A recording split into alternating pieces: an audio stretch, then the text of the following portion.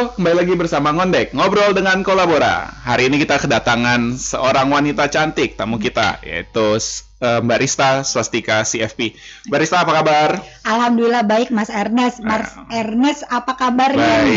Baik. Thank you udah nyempatin waktu datang ke sini. Ya, sama-sama. Kita mau ngobrol-ngobrol sedikit nih. CFP sendiri apa sih, Mbak Rista?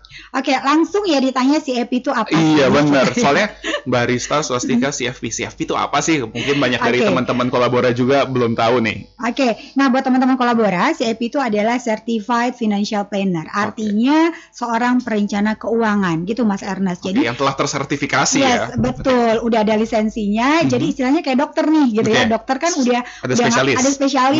Nah, ini kita spesialisnya ngomongin tentang keuangan. Gitu. Luar biasa. Jadi Mbak Risa ini sehari-harinya adalah memberikan konsultasi kepada masyarakat yang membutuhkan perencanaan keuangan ya. Iya, betul. Oke, kalau boleh tahu Mbak Rista sendiri sudah berapa lama menjalani profesi ini? Oke, kalau menjalani profesi yang terjun langsung sebagai perencana keuangan ini jalan 4 tahun Mas Ernest. Gitu ya. Tapi kalau misalnya ngomongin tentang keuangan, dari lulus kuliah saya udah terjun ke dalam dunia perbankan gitu ya. Jadi udah kurang lebih 15 sampai 17 tahun lah ya. 15-17 tahun range-nya. Range-nya ya. Ya, ketahuan umur. Senior nih. Nggak apa-apa kok, kelihatan masih sekitar ya 17 sampai 24 lah. Oke, bagus kalau kayak gitu, semangat nih aku ngomongnya gitu ya.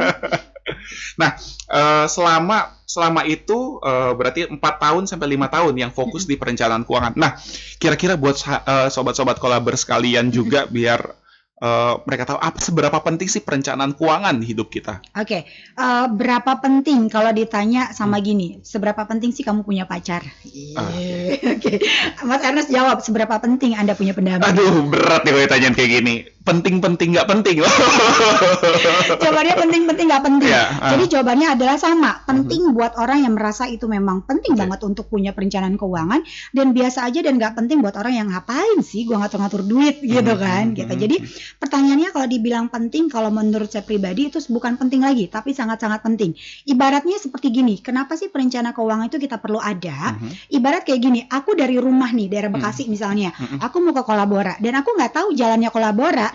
Kalau aku mulai aja dulu jalan, maka aku akan jalan terus, tapi aku nggak tahu nih kapan aku sampai ke Kolabora. Kemudian udah pasti aku bakal ada nyasar-nyasar, bolak-balik nanya-nanya, wasting time waktu, bensin gitu. Nah, begitu juga kalau kita refleksikan ke dalam keuangan. Artinya kalau kita nggak punya perencanaan, kita akan ruginya banyak banget nih Mas Ernest. Oke. Jadi kalau yang saya nangkep ini ya, correct me if I'm wrong ya. Misalkannya adalah jalan dari Bekasi ke Kolabora lebih efektif pakai apa dan lewat mana. Kayak gitu ya mungkin ya ilustrasinya ya. Betul. Nah, kalau boleh tahu siapa aja sih target market yang harus merencanakan keuangan? Oke, target market yang harus merencanakan keuangan, satu, sudah pasti dia masih bernyawa, masih hidup nih Mas. Oh iya, betul. Yang kedua, kalau udah mati nggak bisa juga dong rencanain apa-apa. Setuju. Maka yang kedua dia harus punya income, karena masalahnya adalah kalau kita merencanakan keuangan, income-nya aja nggak ada, ya repot apa yang mau direncanain gitu. Jadi satu adalah kita yang masih bernyawa atau masih hidup, kemudian kedua kita masih punya income. Kalau ngomongin tentang income, bukan berbicara tentang seberapa besar atau seberapa kecil, berapapun itu, satu kita bersyukur, dan kedua kita lakukan perencanaan. Gitu. Berarti sekarang ini, dengan kata lain yang saya tangkap, kalau yang usia belum produktif, dia kan nggak ada income nih. Dia juga perlu merencanakan keuangan atau enggak? Banyak sekali kalau dibilang belum produktif itu kan artinya masih tahap sekolah gitu ya. Iya, betul. Banyak banget sih klien yang datang ke aku misalnya masih SMP, SMA. Serius? Yes, wah, kenapa saya dulu SMP nggak melakukan itu ya? Saya bilang gini, bahkan pertanyaan mereka itu benar-benar out of the box loh gitu. Ya mungkin karena kemajuan teknologi gitu ya, semua mereka bisa dapatkan informasi tentang keuangan. Kalau zaman saya dulu ngomongin tentang keuangan masih tabu banget Mas Ernest. Betul. Ya? Saya zaman sekolah SMP itu berarti tahun 2000-an. Tahun 2000-an, maksudnya di obrolan kita nggak ada yang mikirin perencanaan keuangan. Saya kebetulan udah mulai cari duit itu jualan online masih zaman-zamannya Friendster kali dulu ya. Nah, terus itu udah mulai jualan-jualan tuh. Belum ada toko online seperti sekarang ya di masa-masa itu. Tapi ya sekedar hanya nggak merencanakan keuangan, tapi sekedar gimana caranya dapat untung. Dapat duit, nah, gitu kan. Nah, sekarang kalau Mbak Rista bilang sekarang anak SMP aja udah ada yang datang, berarti mereka melek sekali tentang ini. Ya, betul. Mungkin income dari orang tuanya sebagai uang jajan itu pun mau dilakukan perencanaan keuangan, bukan begitu? Betul. Wah, kalau saya di masa itu udah bisa seperti itu kayak banyak aset kali sekarang. Banyak aset. Makanya saya bilang kadang-kadang kita perlu refleksi lagi, misalnya andai aja aku paham tentang perencanaan keuangan 17 tahun yang lalu, mungkin aku udah jadi sultan gitu ya. Tapi kan nggak ada kata terlambat mungkin ya. Terlambat gitu. Makanya karena semua berevolusi betul, gitu ya. Betul. Makanya tadi yang SMP tadi datang betul kata Mas Ernest, Karista gitu, aku punya uang jajan nih dari orang tua sebulan 500.000, enaknya aku apain ya gitu. Sebulan 500.000. Sebulan 500.000 loh anak zaman SMP saat ini. Gila, jauh banget ya. Oke, terus. Jadi dia tanya mau diapain nih Kak duitnya? Oke, aku mesti tanya dulu dalam setiap bulan kamu uang jajannya berapa, ongkos ke sekolahnya berapa gitu ya. Kemudian apa aja nih kebutuhan kamu. Nah dari situ kita akan lihat ada nggak yang bisa kita saving atau ada nggak nih yang bisa kamu kurangin dari jatah main-main gitu. Nah dari situ kita buat perencanaan gitu. Paling tidak yang kita bantu adalah mereka membangun habit untuk menyisihkan di awal. Budayakan menabung ya, gitu ya. Betul. Hal simpel aja dulu sih Mas, ya. Gitu. Gila, dari SMP berarti sekarang sebenarnya range-nya adalah jadi semakin luas, segmentasinya semakin luas. Jadi siapapun yang mau merencanakan keuangan. Nah, Barista sendiri tadi menyebutkan gitu ya, 4 sampai 5 tahun berada di Certified Financial Planner ini sendiri. Sebelumnya berarti bekerja. Iya, tadi sebelumnya bekerja. Berarti sekarang lebih ke womanpreneur nih. Sekarang lebih ke womanpreneur, tujuannya adalah untuk membuat wanita-wanita di Indonesia gitu ya, dimanapun Anda berada untuk melek secara finansial. Ya, saya juga jadi gini, Kolabora ini bikin ngondek di series yang pertama ini kita memang terfokus pada satu womanpreneur untuk membuat wanita-wanita yang di luar sana pengen kan gini. Kalau entrepreneur mungkin sudah dari dulu lama ya. Tapi pebisnis wanita ini sebenarnya tidak banyak atau cenderung lebih kayak diem-diem tiba-tiba sekarang hype banget. Oh, ternyata direkturnya ini cewek loh gitu dari dulu kok baru tahu sekarang ya. Betul. Tidak digembar-gemborkan. Terus juga kan sekarang lebih zaman emansipasi wanita ya, bahwa kita derajat wanita dan pria itu sebenarnya sama. Betul. Nah, itu yang pengen kita campaignkan ke kolabers di luar sana yang khususnya perempuan. Jangan malu untuk jangan takut, jangan juga insecure untuk menjadi seorang entrepreneur yang kita sebut womanpreneur sekarang. Apa sih kalau boleh tahu Mbak Risa, kan gini, ada orang tua dulu bilang bahwa udah kerja kok malah yang udah dapat fixed income kok menjadi entrepreneur. Nah, boleh cerita sedikit nggak sih kenapa beralih yang udah kerja di sebuah institusi tiba-tiba jadi womanpreneur? Oke, sebenarnya simple banget Mas Ernest. Semua pada waktunya akan menjadi entrepreneur gitu. Karena nggak selamanya akan bekerja di kantor gitu. Kenapa sih nggak selamanya bekerja di kantor? Tadi di kantor itu ada dua yang membuat kita nggak bisa bekerja lagi. Yang satu kita memang di PHK gitu ya, yang kedua kita pensiun karena usia gitu ya, atau memang yang ketiga karena memang kita sakit dan kita nggak bisa ngapa-ngapain gitu ya. Nah that's why karena memang di dalam sebuah perusahaan juga itu perusahaan bukan punya kita gitu ya, dan kita hanya bekerja di sana, di mana kita mendapatkan uang itu dengan membarter waktu, tenaga, emosi, marah, semua kita dapetin duit. Betul. Gitu ya. Kadang-kadang nggak sebanding juga. Kadang-kadang nggak sebanding gitu ya. Ya apapun itu kan memang value yang ada dalam diri kita itu menentukan berapa sih jumlah income yang bisa kita terima gitu ya. Tapi kan kita ini punya tujuan Mas Ernest. Gitu ya, sahabat Akolabers gitu ya. Kita punya tujuan yang harus segera kita capai. Kenapa? Karena tadi kita itu manusia yang sudah pasti ada keterbatasan waktu, ada keterbatasan tenaga, dan sudah pasti ada keterbatasan kita seberapa lama sih tinggal atau seberapa lama sih kita hidup di dunia. Gitu. Nah, karena keterbatasan tersebut, kita berpikir akhirnya kalau aku kerja melakukan hal yang sama, even aku sudah naik level gitu ya, kira-kira seberapa lama nih tujuan aku bisa tercapai.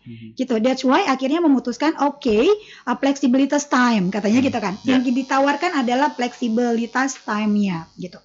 Tapi semuanya tergantung lagi dengan kita. Nah, karena aku melihat bahwa aku seorang ibu, anak-anak aku butuh aku gitu ya, dan aku kalau misalnya hanya memfokus dengan pekerjaan yang dari pagi sampai malam, jadi waktunya berkurang.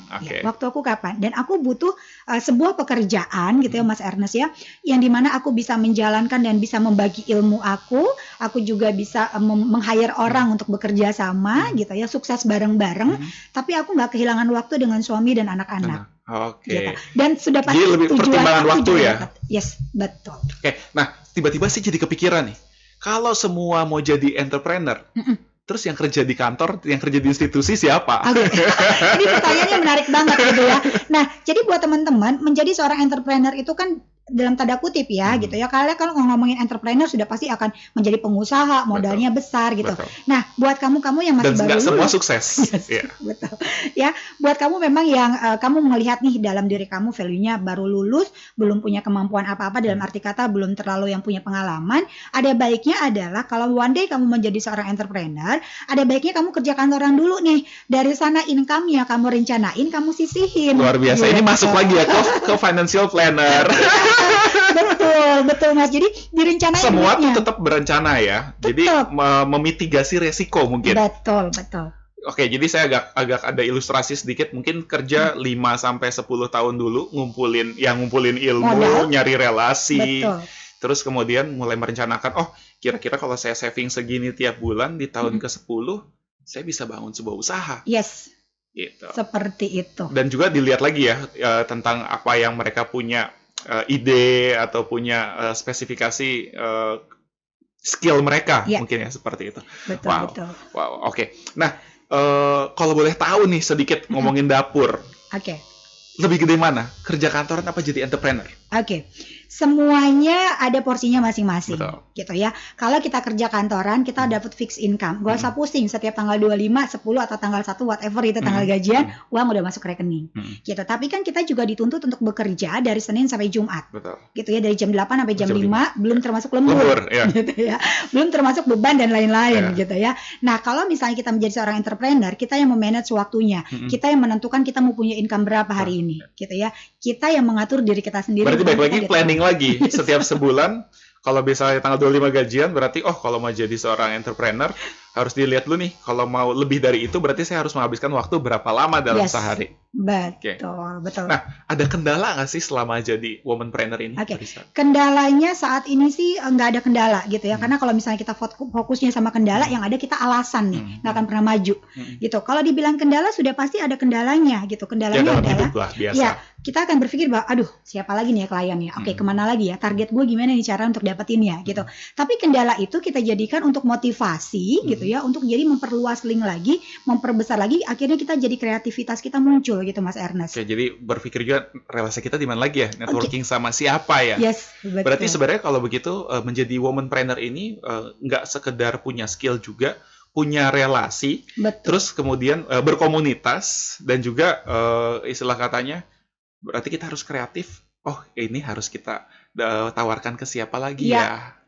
Dan juga word of mouth saya sebagai orang PR penting banget ya ketika integritas kita dan juga komitmen kita dalam mengerjakan sesuatu itu juga sangat penting ya. Penting banget Mas. Apalagi kalau misalnya saya sebagai seorang perencana keuangan, itu kan artinya contoh nih kayak Mas Ernest datang, Riz tolongin dong, aku punya income sekian, tolong dibuatin blueprintnya, dibuatin budgetnya karena aku punya tujuan A, B, dan C. Gimana caranya tercapai?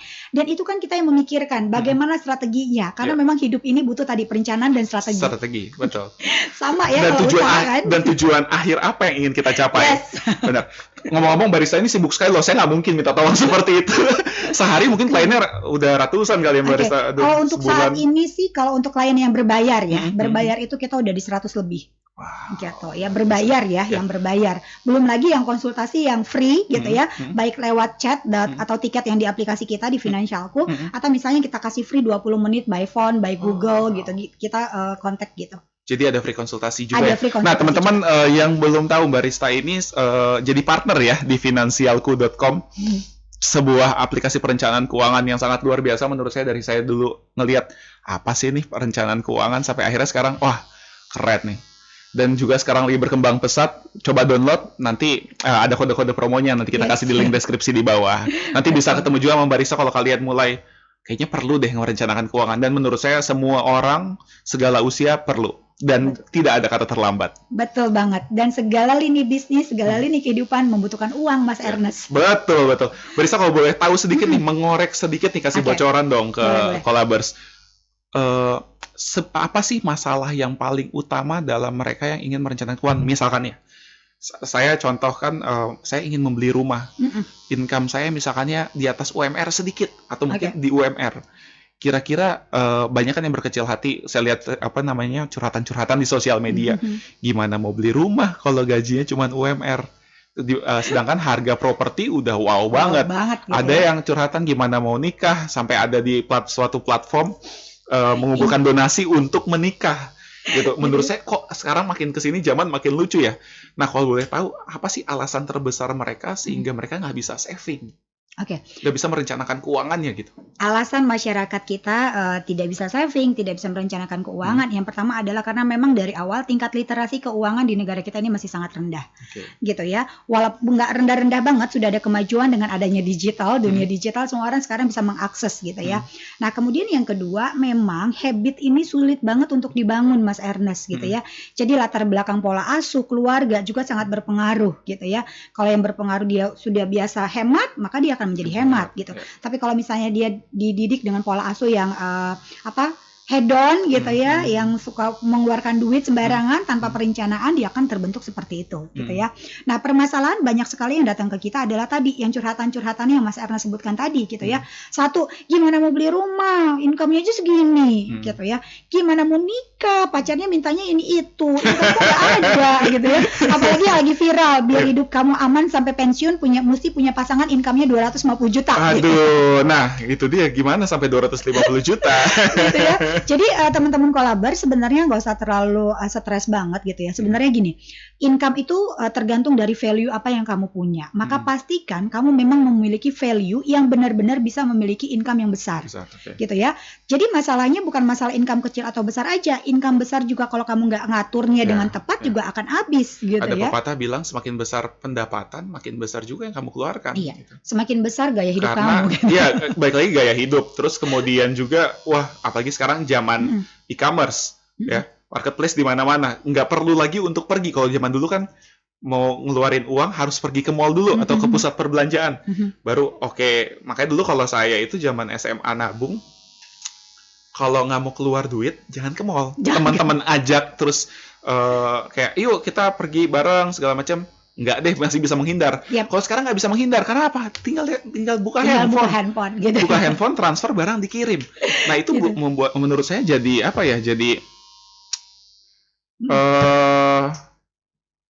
dengan mudah sekali mengeluarkan uang. Nah mungkin bisa kasih tips trik sedikit nggak Barista buat teman-teman kolabers? Sebenarnya gini, semuanya balik lagi ke kita. Kita harus menumbuhkan namanya financial self awareness. Ya, kita harus tumbuhkan di dalam mindset kita makna uang itu apa sih buat kamu, gitu ya. Terus kamu dapetin uang itu mudah atau buat saya uang segalanya. Ya, dapetin uang itu mudah atau tidak, gitu ya. Pengorbanan apa yang mesti kamu lakukan untuk kamu mendapatkan uang tersebut, gitu. Kalau kamu udah tahu makna uang itu seperti apa, kemudian kamu sudah paham dengan tujuan hidup kamu, maka juga tadi adalah sebagai alarm buat kita bahwa tadi kalau diajak teman nggak usah deh, walaupun ada di dalam platform itu udah ada di dalam aplikasi kita, di dalam handphone gitu ya.